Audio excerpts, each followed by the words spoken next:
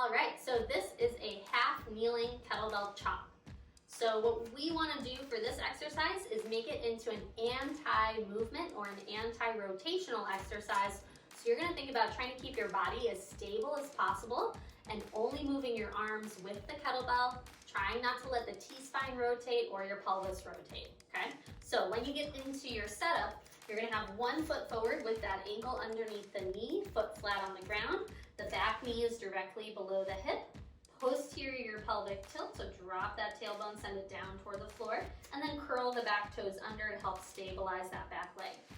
Now you're going to hold the kettlebell with your hands around the handle on each side, and the kettlebell is going to be facing up, bottom of the bell toward the floor when you start in this position.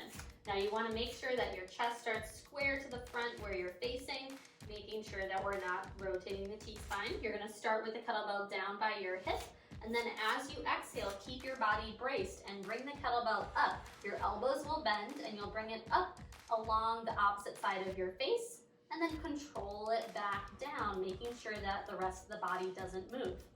Now, as you bring it up, just know that you don't have to bring it up super high to get the abs to really fire up. And you just want to get to a place where you feel like you can still control it. So just play around with different positions and know where your limit is. If you bring it too far back in space, it'll open up that rib cage and let it flare open. So try to really keep that rib cage pulled down and in. And if you bring it up too high, you might feel some strain on the front of your shoulder joint. So just know that we want to be working through the shoulders a little bit, but it shouldn't feel like a shoulder exercise. This should feel like an abdominal exercise mainly.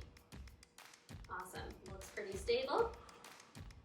Do as many reps as you can with control with a decent amount of weight. Jeffrey has a 9-kilogram kettlebell right now, so that's about 20 pounds.